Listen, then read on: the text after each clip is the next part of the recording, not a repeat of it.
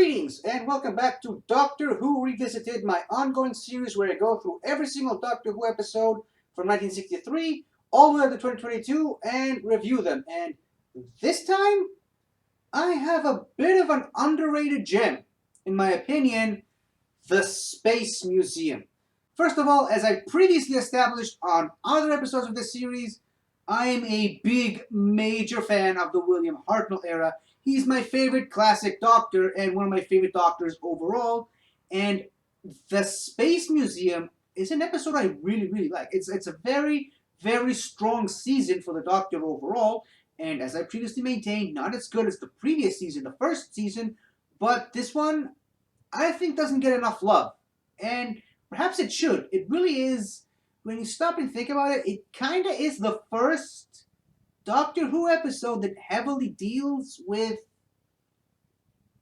how should I put this, the trouble with time travel, or the dangers of time travel. It's literally an episode where the characters are actually being taken out of time, in a way, for at least 5 minutes, and there's, I think this is the first time it's actually appropriate. This is the first wibbly wobbly timey wimey episode of the show, essentially.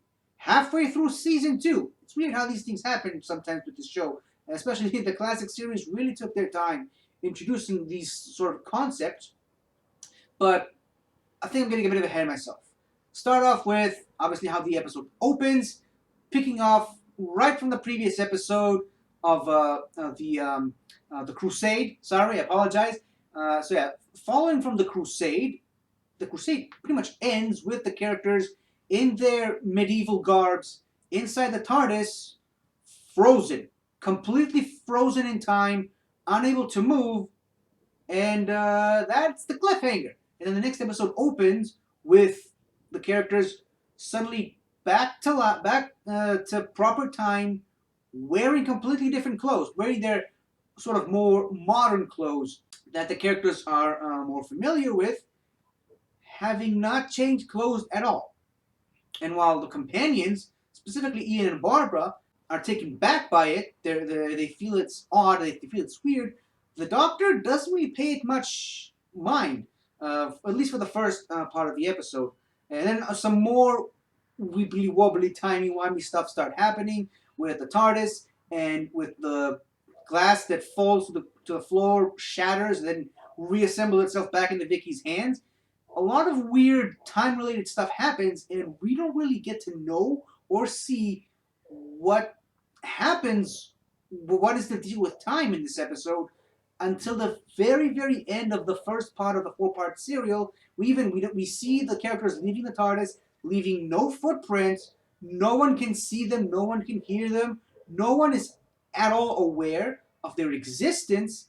And then by the end of the first part, the first cliffhanger of the serial, we finally get to see why.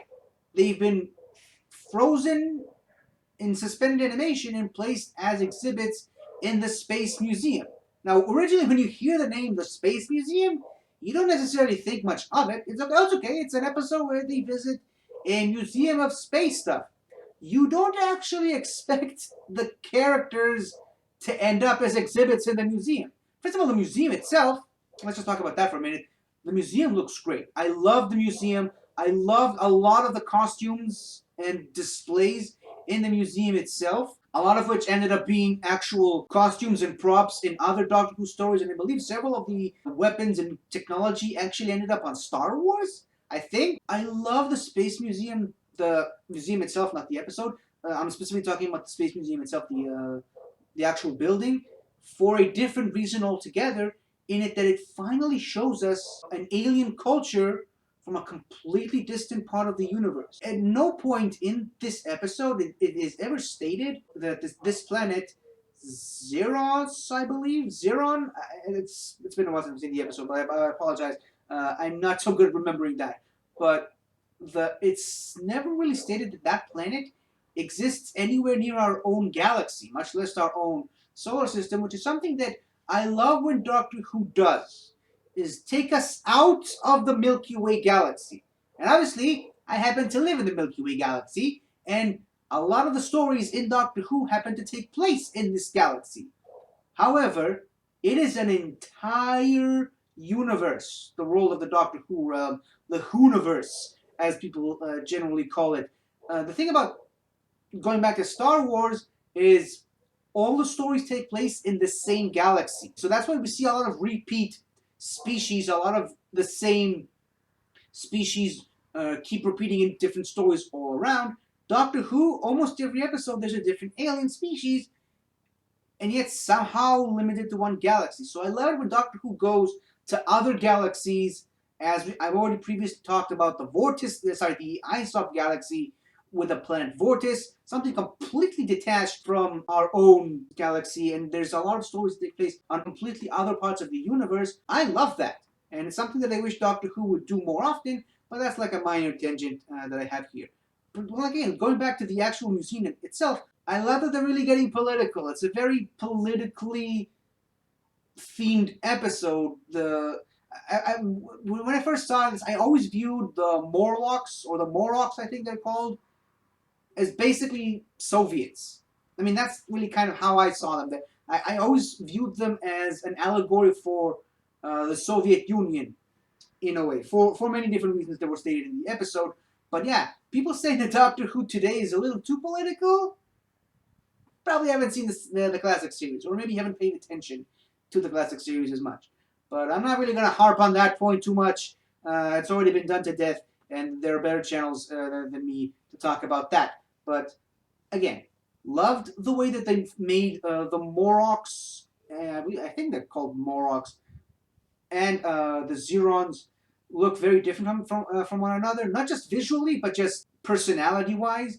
And another really great thing that I can say about this episode is this is a very good Vicky episode. I've said this multiple times throughout this series. Vicky, huge improvement over Susan.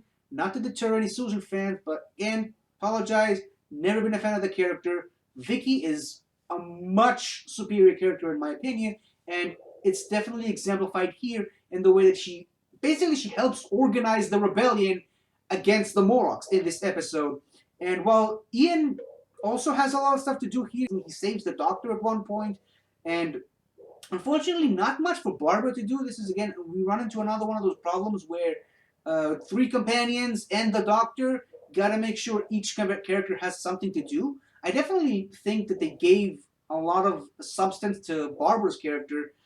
She literally gave up her scarf, or I can't remember what it was, a part of her clothing, to save this guy that she originally thought was trying to kill her. She was being very heroic in this episode with the whole poison gas thing. But again, it's just putting her in the position of the damsel in distress. But thankfully, there's a balance there, because on the opposite end of the spectrum, Vicky, another strong female character, actually becomes the savior. In a way, one could argue that Vicky is the main hero of this episode. And like I said, Ian also does get to be very heroic in the episode.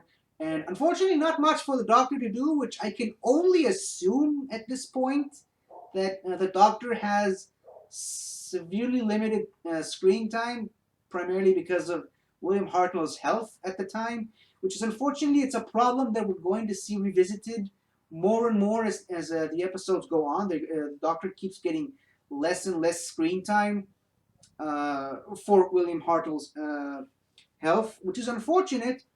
But in that conversation, I loved that they gave the Doctor a great Doctor moment when he's being interrogated by the head Morok guy that I can't remember his name at the moment because it doesn't really matter. But he's being interrogated by the guy. He's sitting on this chair with the mind probe. He's clearly being outwitted by this guy who tricked him into sitting in the chair, where now he can see everything inside his mind. And then the Doctor flips the tables on him by showing him stuff that he never wants to see anyway. He shows him images of seals or sea lions, for crying out loud. And he's like, what are these things? What are these creatures? Where are they from? Which again supports my theory that it's in a different galaxy, because why wouldn't he know seals? I mean, I know that they're primarily native to Earth, but I mean, they could be similar alien species on other planets, which he never encountered. So yeah, again, it supports my theory that it's in another galaxy. It's a theory that I like, and I'm going to stick to it at the moment.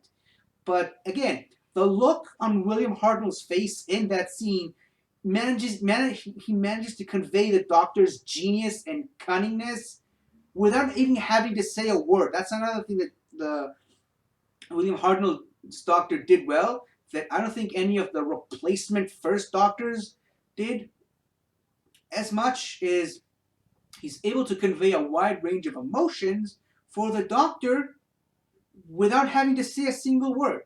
All you really need is that conniving, scheming look in his eyes with the smile and the hand gestures. That's why William Hartnell is so great and why he's one of my favorite Doctors. So I think we pretty much touched on everything necessary. Great stuff with Ian. A great moment for Barbara, although unfortunately didn't really last that long. Great exploration of time travel and the dangers of it. Great moment for the Doctor, unfortunate lack of screen time. And a great episode for Vicky. Love the lead up with the space-time visualizer, which leads us directly into the next episode. And speaking of next episode, the episode pretty much sort of has a post-credit scene with the Daleks setting up the next story in the season, The Chase, which is, again, one of my favorite episodes in this season. Originally, at the time, I thought there's a reason why they put that Dalek prop in the museum was specifically so that they can reuse it again in a different scene. Although, upon rewatch, I just now noticed that it's a completely different Dalek prop. And again, maybe I'm just getting my wires mixed up here, but who knows? So, bottom line is, there's Daleks, and I love that scene where the Doctor hides inside a Dalek. He even sort of slightly makes a reference to the Master. Again, years before the Master was even introduced, but take that for what it's worth. Take that any way you like. The first Doctor sort of references the Master in this episode, one way or another. I told them all, I am the Master. But yeah, I can't wait to talk about the next episode, because even though I think this episode is underrated, the next one is way better in my opinion. So let me just stop boring you with all these details and potential references to the future and get right on to recording my next review, which is The Chase. So I'll see you then. Alonzi. Hi there. Thank you for watching the video. And if you enjoyed it, don't forget to like, comment, subscribe, and tell your friends. I'll see you next time.